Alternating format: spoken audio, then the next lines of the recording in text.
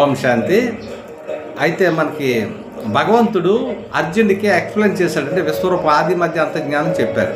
ఈ ఆది మధ్య అంతజ్ఞానం చెప్పినప్పుడు ఇక్కడ ఏంటంటే ఒక విషయం, ఎవరు భగవంతుడు అంటే పరమాత్ముడు, శివపరమాత్ముడు, కృష్ణ పరమాత్ముడు ఈ విధంగా ఏదైనా అనుకున్నప్పుడు అర్జునుడికి చెప్తున్నాడు. ఎవరికి? ఒక అర్జునుడికే తెలుసు, మిగతా ఎవరికీ తెలియదు.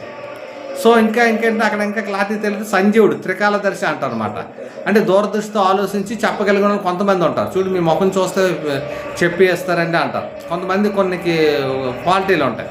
సో మరి అర్జునుడికి అక్కడికి చెప్పినప్పుడు భగవద్గీత అంటే అంత ఎక్స్ప్లెయిన్ ఎంతమందికి ఎవరికి చెప్పారు? నెక్స్ట్ ఎవరికి? ఆ చుట్టుపక్కల ఎవరు లేరు. ఒక అర్జునుడు, పోనీ అర్జునుడు ఇంకెవరికైనా చెప్పాడా? లేదు. మరి లేనప్పుడు అది ఎప్పుడో చెప్పారు. కానీ అప్పుడు టైంలోనే మాకు ఇప్పుడు చిన్నప్పుడు మా తల్లిదండ్రులు వాళ్ళు ఉన్నారనుకోండి, పల్లెటూరులో మనం చూస్తాం చాలామంది.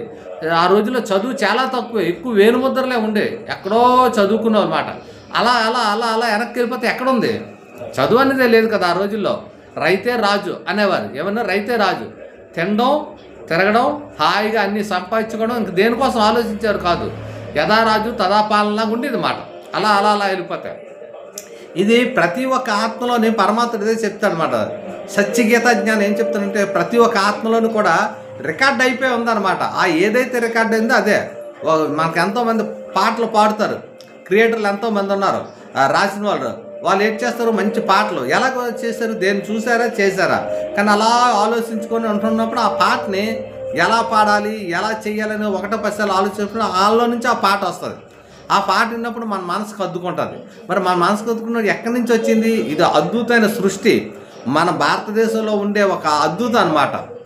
మత్తు వదలరా నిద్దర మత్తు వదలరా, ఆ మత్తులోనే గమ్మత్తై నువ్వు చిత్తుగా వదిలిపోతువురా, మత్తు వదలరా. జరిగినంతకాలం నా పాట వాళ్ళు జరగలేనప్పుడు చెతలపోతాను. అంటే మత్తు అంటే ఏం మత్తు? దేహం అనే మత్తులోకి వెళ్ళిపోతున్నాం.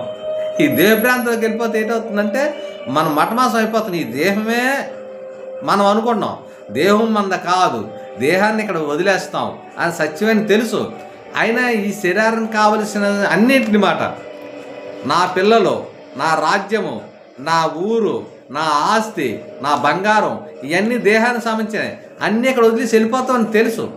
తెలిసినప్పుడు కూడా దేహభ్రాంతిలోకి వెళ్ళిపోతున్నాం. కానీ అన్నిట్లో ఉండాలి, అన్నీ అనుభవించాలి, అన్నింటికి అతీతంగా ఉండమంటున్నారు.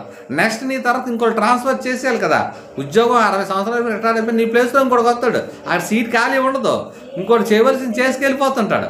ఈ క్రియేటివ్లో మనం మొట్టమొదటి ఏంటంటే ఆత్మిక స్థితిలో ఉండి పరమాత్మను శుద్ధి చేయాలి, ఎక్కువలో ఎక్కువ. అదే నెంబర్ 1.